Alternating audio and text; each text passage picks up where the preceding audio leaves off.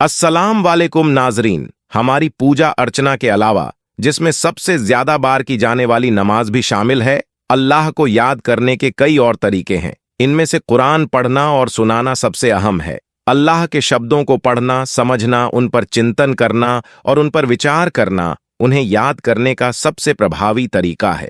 जिक्र में सुबह उठते ही, कोई भी काम शुरू करते समय, खाना खाते समय, घर से निकलते समय, अलग अलग जगहों पर जाते समय और कई दूसरे काम करने से पहले अल्लाह को याद करना भी शामिल है। हमारे नबी सल्लल्लाहु अलैहि वसल्लम ने हमें हर मौके के लिए सही दुआएं सिखाई हैं और अगर हम उन्हें समझ के साथ पढ़ सकें तो हमारे सारे काम इंशाअल्लाह अल्लाह की याद और इबादत के बराबर होंगे। थोड़े से प्रयास से इन्हें सीखा जा सकता है, लेकिन अगर किसी वजह से कोई सही दुआ याद न रख पाए तो बिस्मिल्लाह कहना और अल्लाह का जिक्र करना भी जिक्र के बराबर है और यह बरकत का स्रोत होगा। जो कुछ भी हम करते हैं उसमें बरकत। वास्तव में सारी प्रशंसा अल्लाह के लिए है। हम उसकी स्तुति करते हैं, हम उसकी सहायता चाहते हैं और हम उससे क्षमा मांगते हैं और हम अपनी बुराइयों से उसकी शरण लेते हैं। आज की इस वीडियो में मैं आपको एक मासूम लड़की के ऊपर बीती दुख भरी सच्ची कहानी सुनाने जा रही हूं।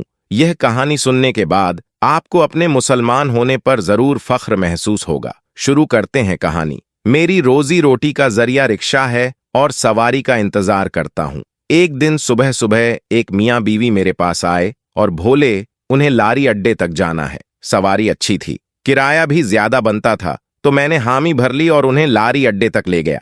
मियाँ बीवी को उतारकर मैं मुड़ने ही वाला था कि सामने से एक लड़की आती दिखाई दी। इस ख्याल से कि इसे कहीं जाना होगा, मैंने अपना रिक्शा रोक दिया।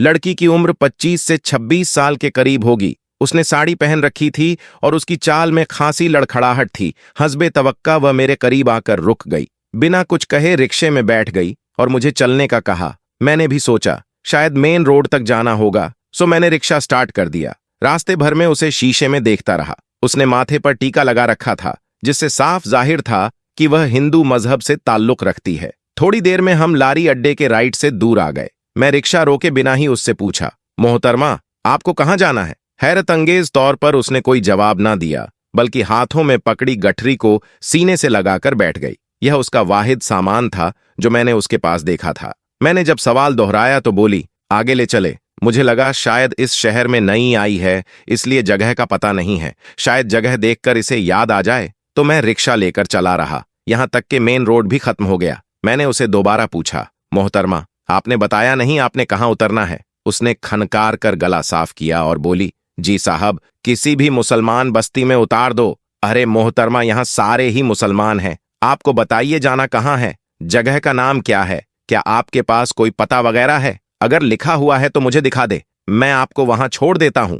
मैंने कहा तो वह घबरा कर बोली, मुझे कहीं नहीं जाना, जहां आपका दिल करे छोड़ दे। उसके जवाब पर मैं भी बौखला गया। भला यह क्या बात हुई? अगर मंजिल का नहीं पता था तो सफर क्यों कर रही थी? मैंने थोड़ा गुस्सा किया तो वह रोने लग गई। उसके रोने से मेरा दिल पसीज गया। मैंने पीछे मुड़कर देखा तो मेरे दिल की धड़कनें बेतरतीब होने लगीं। वह किसी फूल की तरह तरोताजा थी और आंखों में हिरनी जैसी मासूमियत थी। मैंने कहा, देखे, मेरा यह मतलब नहीं था। आप जो भी जगह कहेंगे बगैर कराए मैं आपको वहां पहुंचा दूंगा। आप मुझे आराम से तसल्ली से जगह बता दीजिए। वह तकरीबन रोते हुए बोली, मेरा कोई ठिकाना नहीं है, ना ही मेरा इस दुनिया में कोई वारिस है। आप मुझे अपने साथ ले चलो। मुझे घर में बेशक नौकरानी बनाकर रख लो। मैं सिर्फ 2 वक्त की रोटी खाऊंगी और आपसे कोई तकाजा भी नहीं करूंगी। उसने कुछ इस अंदाज से कहा जैसे मैं किसी रियासत का बादशाह हूं और वह कोई कनीज है। आपको बताता चलूं कि मैं एक पांव से लंगड़ा था, तो मैंने लकड़ी की टांग लगवा ली थी और उसी के सहारे रिक्शा चलता था,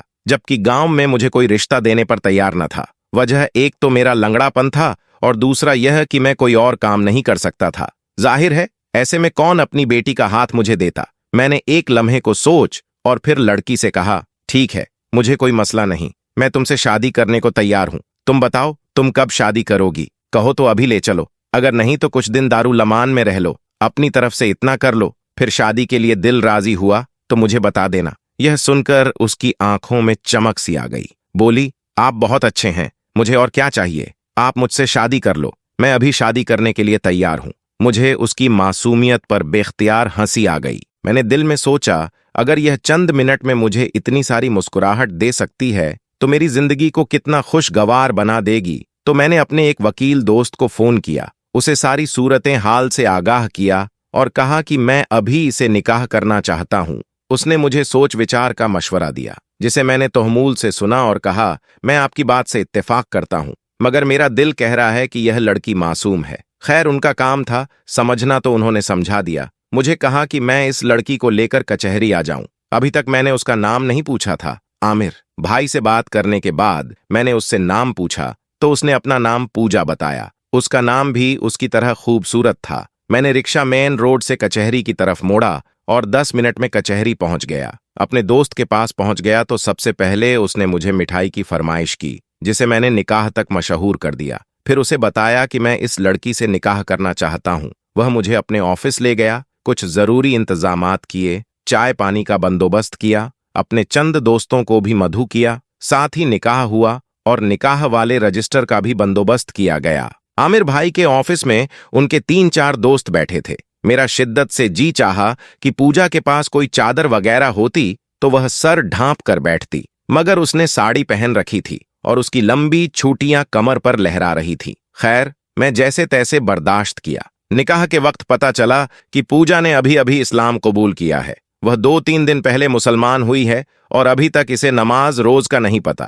खैर, मुझे कोई खास हैरत नहीं हुई, क्योंकि अपने हुलिये से वह गैर मजहबी लगती थी। आमिर भाई ने उसे एक और सवाल किया कि वह कुंवारी है या नहीं, तो इस सवाल पर उसने चुप साध ली। आमिर भाई ने उसे उसकी शर्मा हयात से ताबे किया और खाना खुद ही खुर कर दिया। खैर, बाकी मामलात के बाद हमारा निकाह हो गया। हम मियाँ बीवी के बंधन में बंध गए। उसी लम्हे मुझे लगा जैसे अचानक मेरी अहमियत सबकी नजरों में बढ़ गई हो। गांव के जो लोग कहते थे कि मुझे कोई भी अपनी लड़की नहीं देगा, जब वह मेरे साथ पूजा को देखेंगे तो लाजमी हैरान होंगे। मैंने सोच लिया कि मैं अगले ही दिन रिक्शा से छुट्टी करूंगा और इसे अपने गांव लेकर जाऊंगा, अपने रिश्तेदारों से मिलवाऊंगा और साबित कर दूंगा कि मेरे नसीब में भी अल्लाह ने खूबसूरत औरत लिखी थी, जो शक्ल सूरत के एतबार से लाखों में एक थी। निकाह के बाद के जज्बात ही और होते हैं। मुझे पूजा से एकदम मोहब्बत महसूस होने लगी। मैंने उसे बाजार से एक शॉल भी लेकर दी और उसे रिक्शा में बिठाकर अपने घर ले आया।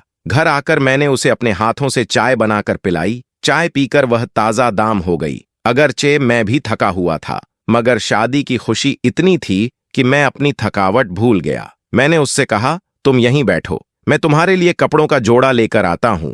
पता नहीं क्यों वह मुझे इन कपड़ों में अच्छी नहीं लगती थी। मैं फटाफट बाजार गया। जमा पूंजी का तकरीबन 50% हिस्सा मैं पूजा के लिए कपड़े खरीदने और खाने पीने की चीजों पर लगा दिया। चीजें लेकर घर आया तो वह मेरी मुंतजिर बैठी थी। मैंने उसे कपड़े दिए और कहा कि हाथ में धोकर आ जाओ, तब तक मैं खाना वगैरह लगाता हूं। उसने हाँ में सर हिला दिया और कपड़े लेकर नहाने चली गई। नहाकर निकली तो उसका रूप निखर गया। मैं तो उसे देखा ही रह गया। वह पहले से भी ज्यादा हसीन हो गई थी। उसकी शहद जैसी निकलती रंगत, गुलाबी होंठ और लंबे लंबे बाल किसी को भी अपना दीवाना बना दे। मैंने उसे नजर भर कर देखा तो वह शर्मा गई। मुझे लग रहा था जैसे किसी फकीर को परिस्तान की परी मिल गई हो। मैंने उसे अपने हाथों से खाना खिलाया और अपनी मोहब्बत की गर्मजोशी दिखाई तो वह भी काफी खुश नजर आने लगी। अब उसकी घबराहट में कुछ कमी हो गई थी। मुझे तो समझ में नहीं आ रहा था कि 2 घंटे में मेरी जिंदगी इतनी बदल कैसे गई।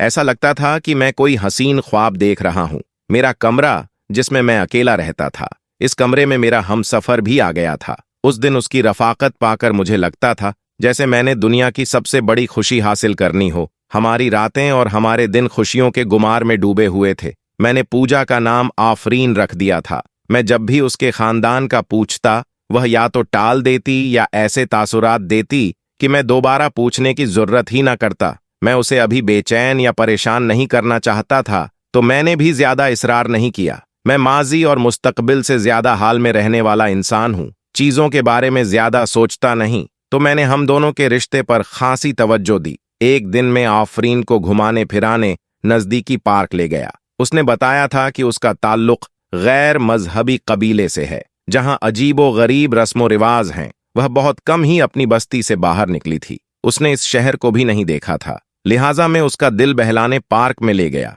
वह वहां जाकर बहुत खुश हुई। उसने यह चीज पहली बार देखी थी। मैंने उसे मुख्तलिफ झूले भी दिखाए, मगर वह झूले पर बैठने से डर रही थी। पार्क में घूमने फिरने के बाद हम एक ढाबे पर बैठे हुए थे कि एक आदमी हमें बार बार घूर रहा था। मैंने देखा इसकी दिलचस्पी मुझसे ज्यादा आफरीन में थी। खैर, मैं लड़ने झगड़ने का कायल नहीं था। शहरों में यह बातें आम होती हैं, मगर अब इसका घूरना नाकाबिले बर्दाश्त होता जा रहा था और उसकी हरकतें भी पहले से ज्यादा मशकूक हो गई थीं। वह फोन पर कुछ लिख रहा था। थोड़ी देर बाद उसने फोन कान से लगा लिया और बोला, हाँ, कारतूस कहाँ है? तेरे लिए बहुत बड़ी खबर लाया हूं। यह कहकर उसने उसे नजदीकी स्टेशन पर मिलने का कहा और फोन बंद कर दिया। अब उसने हमारी तरफ देखना बंद कर दिया और ढाबे से निकल गया। आफरीन इन बातों से बेखबर थी, मगर मैं थोड़ा सा परेशान हो गया था। न जाने इन लोगों की क्या नीयत थी। खैर, हमने जल्दी से खाना खाया। मैं उसे लेकर ढाबे से बाहर आ गया और अपने घर की तरफ चल दिया। रास्ते में मैंने महसूस किया कि कोई हम दोनों का ताक्कुक कर रहा था, मगर जूं ही मैं पीछे मुड़कर देखता, मुझे सब कुछ ही नॉर्मल लगता। मैं समझ नहीं पाया कि कौन मेरा ताक्कुक कर रहा है। हम तकरीबन 1 घंटे में अपने घर पहुंच गए। घर पहुंचे तो मगरिब की अजान हो रही थी। मैंने नमाज अदा करनी थी तो मारियम को घर में ही छोड़कर खुद मस्जिद चला गया। उसे हिदायत दी कि कोई भी आए तो दरवाजा मत खोलना, और अगर मेरा भी कहे तो उसे कह देना कि मैं मस्जिद नमाज पढ़ने गया हूं। तकरीबन आधे घंटे बाद मैं नमाज पढ़कर घर वापस आया तो आफरीन सख्त घबराई हुई थी, बल्कि उसने तो बाकायदा रोना शुरू कर दिया। मेरे पूछने पर उसने बताया कि मेरे जाने के बाद कोई जोर जोर से दरवाजा खटखटा रहा था, इतनी जोर से कि जैसे दरवाजा तोड़कर अंदर आना चाहता हो। फिर शायद मोहल्ले के किसी आदमी ने बताया होगा तो दरवाजा खटखटाना बंद कर दिया। मैंने उसे तसल्ली दी और कहा, शायद कोई बच्चा डराने की कोशिश कर रहा होगा या फिर मेरा कुछ जानने वाला होगा। मैं पहले छुड़ा था तो मेरे दोस्त कोई लिहाजा वगैरह नहीं करते थे, यकीनन उन्हीं में से कोई होगा। मैंने साथ वालों से पूछा तो उन्होंने बताया कि मेरे जाने के बाद 2 लोग आए थे। उनको मोहल्ले में पहले कभी नहीं देखा था, सो मोहल्ले वालों ने उन्हें निकाल बाहर किया। यह सुनकर मेरा माथा खान का। आखिर वह लोग कौन थे और हमसे क्या चाहते थे? अगली सुबह जुम्मा था, सो मैं घर पर ही था, क्योंकि जुम्मे वाले दिन मैं रिक्शा नहीं चलता था। मेरी दुल्हन को आए हुए अभी 1 महीना भी नहीं हुआ था। सुबह नाश्ता बाहर से ही लाता था। उस दिन भी मैं हलवा पूरी लेने बाहर गया। वापसी पर आया तो दरवाजे पर 2 लोग खड़े थे और मुसलसल दरवाजा बजा रहे थे। मैंने पूछा, तुम लोग कौन हो? तो भंवर गए। बोल, तूने हमारी चोरी इस घर में रखी है? मैं हैरान हो गया और पूछा, तुम्हारी कौन सी चोरी? मेरे घर में सिर्फ मेरी बीवी है और उसका नाम आफरीन है। अरे, हम सब जानते हैं वह हमारी बीवी है। तुमने उसे जबरन जहां रखा हुआ है। हम तुम्हारी चमद्दी उधेड़ कर रख देंगे। अभी दरवाजा खोलो और इसे हमारे हवाले करो। उन लोगों का हुलिया भी औरतों जैसा था। सर पर चोटियां बंधी हुई थीं और गले में अजीबो गरीब पट्टे डाले हुए थे। मैंने उनकी बदमाशी देखी तो मुझे भी गुस्सा आ गया। मैं हलवा पूरी साइड पर रखी और बाजू चढ़ाकर बोला, हिम्मत है तो ले जाकर दिखाओ मेरी बीवी को। ये मेरा मोहल्ला है, सब लोग यहाँ मुझे जानते हैं। अगर ज्यादा छूचना की तो ऐसा पिटवाऊंगा कि अपनी टांगों से जाओगे। मेरा यह कहना था कि उस शख्स ने मुझे गरीबान से पकड़ लिया और बोला, तुम्हारी ये हिम्मत, शायद तुम मुझे जानते नहीं हो। मेरा नाम कारतूस है और मेरे नाम से बड़े बड़े लोग कांपते हैं। हाँ हाँ, बिना बंदूक के कारतूस, मुझे भी तुमसे कोई डर नहीं। जो करना है कर लो, मैं तुमसे डरता नहीं हूं। हमारी लड़ाई और शोर सुनकर मोहल्ले के लोग भी जमा हो गए थे। ये लोग दंगा फसाद मचा रहे थे तो किसी ने पुलिस को खबर कर दी। थोड़ी ही देर में पुलिस हमारे दरवाजे तक आ गई। मुझे बहुत अजीब लग रहा था, मगर इन लोगों का कोई और हाल भी नहीं था। पुलिस के आते ही यह लोग डर गए और भागने लगे, मगर पुलिस ने पकड़ लिया और पूछा, तुम लोग इस शरीफ आदमी को क्यों तंग कर रहे थे? मोहल्ले वालों ने भी मेरी हिमायत की, जिस पर उन लोगों ने बताया कि मैंने उनके कबीले की औरत को अपने घर में जबरन कैद किया हुआ है, हालांकि वह उनके खानदान में ब्याही जा चुकी है। पुलिस वालों ने यह सुना तो अपनी लेडी कांस्टेबल को भी साथ ले आए और घर की तलाशी लेने को कहा। आफरीन इस सब से बहुत खौफजदा हो चुकी थी और खौफ से थर थर कांप रही थी। उसने पुलिस के सामने बयान दिया कि मैं इस शख्स की बीवी हूं।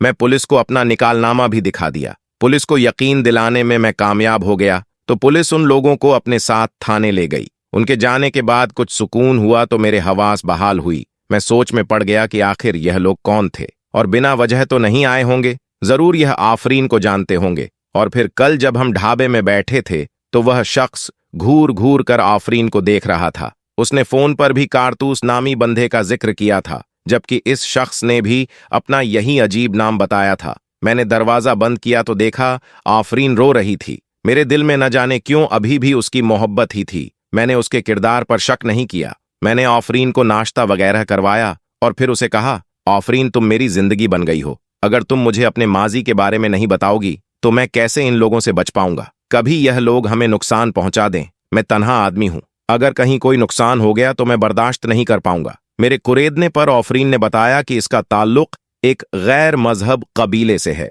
यह शख्स जिसने अपना नाम कारतूस बताया था और जो उनके दरवाजे पर बार बार इन्हें जाकर धमकता था, वह उसका नाम लिहाज शौहर था, और उसके साथ जो नत्ते कद का आदमी था वह उसका देवर था।